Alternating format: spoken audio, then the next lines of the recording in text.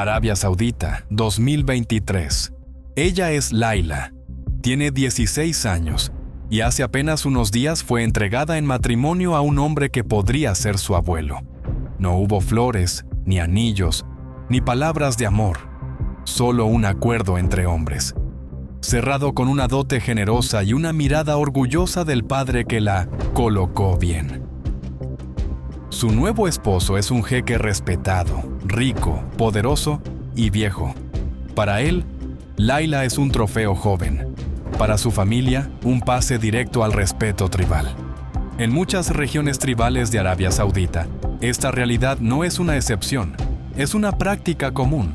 Las chicas jóvenes, elegidas por su juventud y su pureza, son entregadas a hombres de poder, jefes de clan, jeques petroleros, comerciantes influyentes. Se casan no por amor, sino por influencia, por alianzas, por asegurar un futuro para otros. En esos matrimonios, la voz de la novia no tiene peso. Su consentimiento es más formalidad que decisión. Laila pasó de la escuela a una mansión con muros altos, alfombras persas y un hombre 3 veces mayor que ella que la llama mi joya. Para él, es una promesa de linaje. Para ella, una jaula de oro. Este tipo de relaciones, donde la mujer es una moneda de cambio entre hombres, son aún una realidad palpable, sobre todo fuera de las grandes ciudades. La edad legal para casarse se ha elevado en teoría, pero la ley no siempre alcanza el desierto. Y entre la arena y el poder, las niñas se convierten en esposas antes de entender qué significa ser mujer. Pero Laila no es un caso aislado. Solo es uno de los rostros de una cultura donde la mujer está atada a las decisiones de su mahram, el tutor masculino que determina si puede estudiar, viajar, trabajar o casarse. En Arabia Saudita, ser mujer es vivir bajo la vigilancia constante de un sistema que apenas comienza a agrietarse. Y mientras ellas viven bajo esas reglas, los hombres que las imponen navegan en autos de lujo por carreteras que cruzan desiertos petroleros. Porque aquí, la opresión convive con la riqueza más extrema. ¿Por qué esto sigue ocurriendo en pleno siglo XXI? ¿Podrá Laila algún día cambiar su destino y casarse por amor? ¿Va Arabia Saudita realmente hacia la occidentalización? ¿O solo está maquillando su imagen? ¿Sabías que en algunas regiones una mujer no puede ni salir sola de casa sin permiso de un hombre? ¿O que durante décadas las mujeres tenían prohibido incluso conducir? En este video descubrirás cómo vive realmente la mujer saudí. ¿Por qué estas costumbres aún persisten? ¿Qué tradiciones marcan su día a día? Y si de verdad el país está cambiando. O si todo es una ilusión de libertad. Suscríbete, deja tu like y acompáñame. Porque lo que viene te va a sorprender. En Arabia Saudita, nacer mujer significa tener límites desde el primer aliento. Antes de que aprendas a escribir tu nombre, ya hay un hombre que decidirá por ti. Se llama mahram. Puede ser tu padre, tu hermano o incluso tu hijo. Es tu tutor legal, tu sombra constante, la persona sin la cual no puedes abrir una cuenta bancaria, viajar al extranjero, ni muchas veces salir a la calle sin ser cuestionada. Tu vida, tu libertad y tus decisiones están sujetas a su permiso. Este sistema se conoce como tutela masculina y durante décadas ha sido uno de los pilares más duros de la sociedad saudí. Para millones de mujeres, la mayoría de edad no llega a los 18. Llega cuando el hombre que las tutela lo permite. O nunca. Durante años, las saudíes no podían conducir. No podían asistir a eventos deportivos. No podían caminar solas por un centro comercial sin ser vigiladas. Incluso ir al médico requería la aprobación de un varón. Muchas veces, si eran víctimas de violencia doméstica o abuso, no podían denunciar sin la presencia de su tutor. El sistema las encierra con llave y tira la llave en manos de otro. Laila, como tantas otras, creció sabiendo que no podía correr por la calle como los niños, ni soñar con elegir a quién amar, ni hablar fuerte en público. Desde pequeñas, aprenden a cubrir su cuerpo, a bajar la mirada y a guardar silencio. La vestimenta también es parte de este control. Aunque en las grandes ciudades la moda ha comenzado a relajarse un poco, la abaya negra, una túnica que cubre todo el cuerpo, sigue siendo la norma en la mayoría del país. Y si bien el uso del niqab, velo que cubre el rostro, no es obligatorio por ley en todo el territorio, en muchas zonas rurales y conservadoras es impuesto por la presión social y familiar. La calle no es un espacio neutral. Para muchas mujeres es un territorio hostil. Enfrentan miradas, sospechas, represalias y muchas veces necesitan demostrar permisos para hacer las cosas más simples. El sistema, aunque ha comenzado a mostrar grietas, sigue marcando el ritmo de sus vidas con manos invisibles. Y sin embargo, hay contradicciones. Porque mientras se les prohíbe mostrar el cabello, los hombres saudíes presumen a sus esposas e hijas en redes sociales cuando les conviene, mostrando lujos, belleza y mujeres perfectas bajo filtros, sin mostrar el control que hay detrás. Se venden imágenes de progreso mientras la vida real sigue atada a tradiciones rígidas. Pero ¿cómo es posible que tanta represión coexista con uno de los países más ricos del mundo?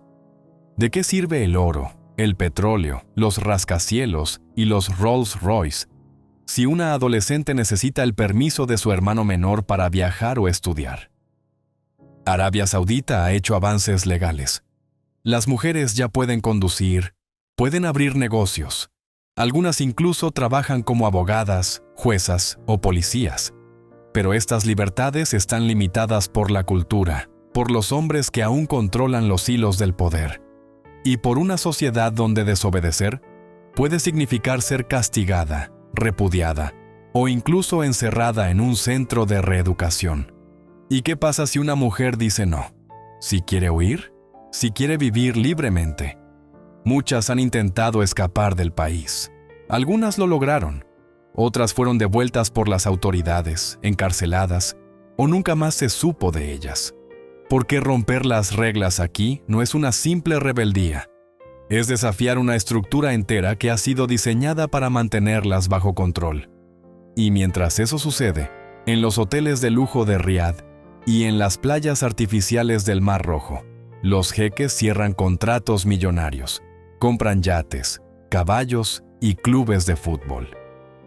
En el mismo país donde una mujer no puede amar libremente, se construyen ciudades futuristas en el desierto, con drones, inteligencia artificial y autos voladores. ¿Cómo es posible que el país del futuro aún funcione con ideas del pasado? ¿Es este control sobre la mujer una tradición sagrada o una herramienta de poder? ¿Puede una mujer ser libre en una sociedad donde su identidad depende de un permiso? ¿Cambiará realmente Arabia Saudita o está vendiendo modernidad mientras esconde represión? ¿Sabías que incluso hoy muchas mujeres no pueden alquilar un apartamento sin el permiso de un varón? ¿Y que algunas aún necesitan pruebas médicas para demostrar su virginidad antes del matrimonio? En este viaje vamos a descubrir cómo es ser mujer en uno de los países más herméticos del mundo, por qué muchas se resignan y por qué otras están empezando a rebelarse. Arabia Saudita no solo es un país, es un símbolo de poder. Un gigante que se levanta sobre un océano invisible de petróleo, donde el desierto, alguna vez inhóspito, ahora brilla bajo rascacielos, autopistas de mármol y centros comerciales más grandes que ciudades enteras. Es la tierra donde los jeques se pasean en autos bañados en oro, donde los halcones tienen pasaportes y los caballos árabes duermen en establos con aire acondicionado. La riqueza aquí no se mide en cifras. Se mide en jets privados, islas artificiales, relojes con diamantes del tamaño de una uva. En las zonas más exclusivas de Riad y Jeddah, las mansiones parecen palacios, rodeadas de jardines donde no debería crecer nada. En pleno desierto, el dinero ha comprado lo imposible: lagos artificiales, nieve en centros comerciales, fuentes que bailan al ritmo de la ópera. Esta opulencia nació con el petróleo. En 1938, cuando se descubrieron las primeras reservas en Dhahran, el país cambió para siempre. Lo que antes era un territorio tribal, Aislado, pobre, se transformó en una potencia energética mundial. El petróleo no solo trajo dinero, trajo influencia. Arabia Saudita no solo vende crudo, compra respeto, silencio y poder. Las ganancias multimillonarias del petróleo alimentan al Estado. La monarquía saudí, una de las más poderosas y cerradas del planeta, distribuye parte de esa riqueza entre su población mediante subsidios, trabajos estatales, vivienda, salud y educación gratuita. Pero el acceso a los lujos más descomunales está reservado para una élite muy reducida. Los jeques, los príncipes, los grandes empresarios conectados con la familia real. Estos hombres viven en un mundo paralelo. Visten túnicas blancas impecables, huelen a oud, un perfume milenario hecho con madera rara, y manejan colecciones de Bugattis, Lamborghinis y Rolls Royce como si fueran juguetes. Algunos tienen zoológicos privados con leones y tigres importados. Otros poseen colecciones de arte más valiosas que las de museos europeos. Uno de los símbolos más visibles de esta extravagancia es la ciudad de Riad, capital del reino. Allí se alzan torres futuristas como el Kingdom Center, con su inconfundible silueta en forma de abertura, que se ilumina de colores por la noche. Los hoteles de lujo tienen suites donde una sola noche cuesta lo mismo que el salario anual de un trabajador común. En las tiendas de lujo, los empleados saben que si entra un jeque, no se pregunta el precio, solo se envuelven las compras. Pero no toda la población vive así. Fuera de las ciudades principales, en zonas rurales o barrios humildes, la vida es otra. Hay casas sin aire acondicionado, escuelas con recursos mínimos, mujeres que nunca han viajado más allá de su pueblo. Muchos saudíes trabajan en empleos públicos monótonos, sin posibilidades de ascenso, dependiendo de la generosidad estatal para sostenerse. Esa brecha entre la élite y la población común es abismal. Mientras algunos príncipes compran equipos de fútbol europeos por cientos de millones de dólares, muchos jóvenes saudíes no pueden independizarse hasta bien entrados los 30, por falta de oportunidades, de permisos o de recursos. La vida de la calle y la de los palacios no se tocan, ni siquiera se miran. En los palacios, las fiestas privadas no son como las que se imagina el resto del mundo. Son reuniones a puerta cerrada, donde el alcohol corre en secreto, las reglas religiosas se relajan, y los invitados llegan en silencio y se van antes del amanecer. A pesar de las estrictas leyes públicas, la élite puede permitirse libertades que a otros les costarían años de cárcel. Aquí, el dinero no solo compra cosas, compra excepciones. La doble moral es parte del sistema. Mientras en público se predican valores religiosos, modestia y tradición, en privado se trafican deseos, excesos y caprichos. Se exporta la imagen de una nación santa, guardiana de los lugares más sagrados del Islam. Pero en las esferas altas, se vive con una libertad que muchas veces roza lo obsceno. La paradoja está en todas partes. En los centros comerciales, las mujeres caminan cubiertas de negro, mientras a unos metros, hombres con túnicas de seda negocian inversiones con trajes italianos debajo. En los cafés de moda, jóvenes con iPhones de última generación toman café importado mientras escuchan música occidental con auriculares ocultos. El país entero parece estar entre dos mundos, uno que no quiere soltar su pasado y otro que corre desesperadamente hacia el futuro. Y es que Arabia Saudita no es un país cualquiera. Es el corazón de una de las regiones más ricas del mundo. Desde las ciudades costeras del Mar Rojo hasta los campos de petróleo que arden bajo el sol del Golfo Pérsico, el reino ha construido un imperio sobre la energía. Con más de 260 millones de barriles en reservas, su poder económico es gigantesco. Controlan precios, mueven mercados, dictan condiciones a nivel global.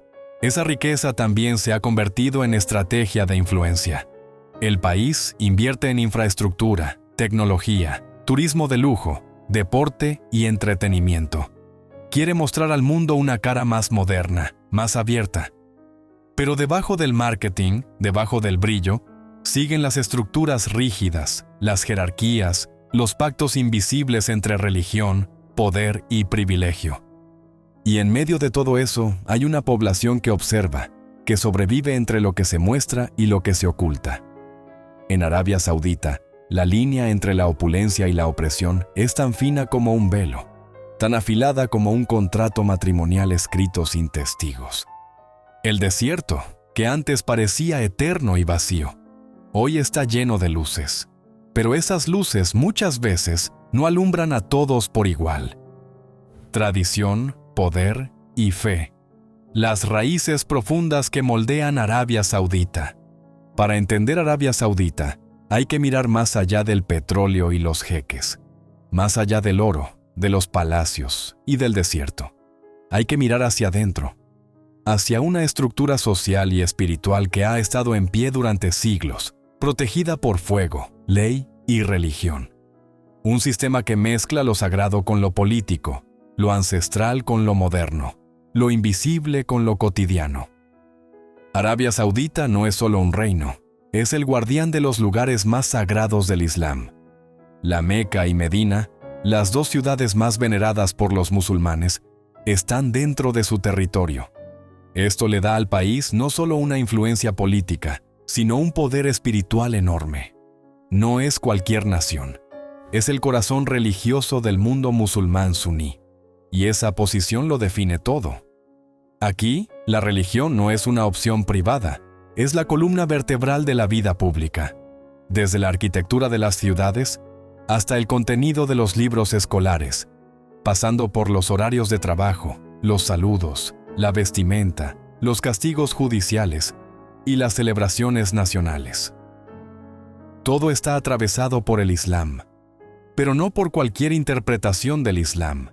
El Islam practicado oficialmente en Arabia Saudita es el wahabismo, una rama ultraconservadora que nació en el siglo XVIII, de la mano del clérigo Muhammad ibn Abd al-Wahhab. Su visión era radical, regresar al Islam puro, el de los primeros tiempos, eliminar toda innovación, toda desviación, todo lo que no fuera estrictamente fiel al Corán y la Sunna. En otras palabras, una religión estricta, austera, sin espacio para la flexibilidad ni la modernidad. Esta interpretación se convirtió en la ideología oficial del reino gracias a un pacto que cambió la historia. En 1744, el religioso Abd al-Wahhab se alió con el líder tribal Muhammad ibn Saud. Uno aportaba la religión, el otro, el poder militar. Juntos fundaron una alianza que, siglos después, sigue marcando el rumbo del país. La familia Saud se encargaría del gobierno y los clérigos wahabíes del alma del pueblo. Un matrimonio de conveniencia entre espada y sermón. Desde entonces, la dinastía saudí ha gobernado con esta lógica: mantener el orden social a cambio de proteger la ortodoxia religiosa, y viceversa. Este pacto es visible en cada rincón del país. Por ejemplo, durante décadas funcionó la temida policía religiosa, conocida como Mutawa, que patrullaba las calles para asegurarse de que las mujeres estuvieran vestidas correctamente, que los comercios cerraran durante las oraciones, que las parejas no se mezclaran en público y que no se vendieran productos prohibidos como alcohol, música o libros considerados inmorales. Aunque su poder se ha reducido en los últimos años, su sombra sigue presente. La educación también refleja este control ideológico. En los libros de texto, las mujeres casi no aparecen. La historia se narra desde una mirada religiosa, masculina y nacionalista. Se enseña que cualquier desviación del camino recto puede llevar a la corrupción del alma. La música, el arte moderno, incluso el pensamiento crítico son vistos con recelo. Todo lo que distrae del deber espiritual es considerado sospechoso. Y sin embargo, en medio de esta rigidez, existen tradiciones profundamente humanas, curiosas y a veces desconcertantes para el resto del mundo. Por ejemplo, el beso de nariz a nariz entre hombres, una muestra de respeto y cariño entre familiares varones, o la costumbre de ofrecer café árabe con la mano derecha y rechazarlo con una inclinación de la taza, en señal de que se ha bebido suficiente. O el ritual de quitarse los zapatos antes de entrar a cualquier casa o lugar sagrado, incluso si es una tienda tradicional. Pequeños gestos cargados de historia. La hospitalidad también es sagrada. Un huésped inesperado debe ser recibido como un regalo de Dios, con comida, bebida y descanso. No ofrecer hospitalidad es un deshonor. Incluso en las regiones más humildes, compartir dátiles y té con un visitante es una obligación moral. Las celebraciones son también distintas. El Eid al-Fitr, que marca el final del Ramadán, es una de las festividades más importantes. Durante este día, las familias se reúnen, se regalan ropa nueva, se reparten dulces, y los más ricos suelen donar dinero a los pobres. Pero a diferencia de otras partes del mundo musulmán, en Arabia Saudita estas celebraciones suelen ser más sobrias, sin música, sin bailes, con un enfoque mucho más religioso. También existen normas sociales muy marcadas sobre los roles de género. Los hombres y las mujeres se educan, viven y trabajan en espacios separados. Hay tiendas solo para mujeres, horarios distintos para ciertas actividades y áreas públicas divididas por sexo. La separación no es solo física, sino simbólica.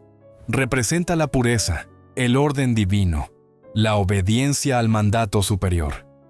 Y aquí aparece la contradicción central del país.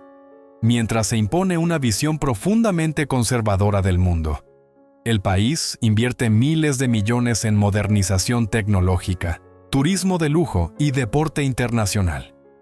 Mientras se prohíbe el contacto físico entre hombres y mujeres en público, se construyen cines nuevos, conciertos con artistas occidentales, e incluso resorts donde las normas religiosas se relajan para los visitantes extranjeros. Esto ha creado una dualidad casi esquizofrénica, una cara para el exterior, moderna, progresista, y otra para el interior, tradicional y rígida. Las autoridades quieren atraer inversión extranjera, proyectar una imagen de apertura, pero sin soltar el control sobre sus ciudadanos. La construcción de Neom, una ciudad futurista en medio del desierto, es el mejor ejemplo de esa ambición. Un proyecto de más de $500 mil millones que promete una urbe sin autos, sin emisiones de carbono, controlada por inteligencia artificial y rodeada de naturaleza. Una ciudad que, irónicamente, no tiene lugar para las costumbres del pasado.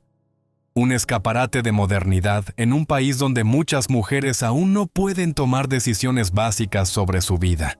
Mientras tanto, los saudíes comunes viven en esa tensión constante entre lo permitido y lo prohibido, entre lo que se puede mostrar y lo que debe ocultarse. En privado, muchos escuchan música extranjera, ven películas occidentales, discuten ideas modernas, pero en público cuidan cada palabra, cada gesto, cada mirada, porque la vigilancia no siempre viene del Estado. Muchas veces viene de la propia comunidad, de la familia, del miedo al juicio social. Todo esto crea una sociedad extremadamente cerrada hacia adentro, pero obsesionada con parecer abierta hacia afuera. Una cultura donde los símbolos, como la abaya, el rezo, la bandera con la shahada, la arquitectura islámica, son constantes recordatorios de que la identidad nacional está construida alrededor de lo religioso. Pero también una cultura que comienza, lentamente, a preguntarse si ese modelo puede sostenerse en un mundo que cambia tan rápido.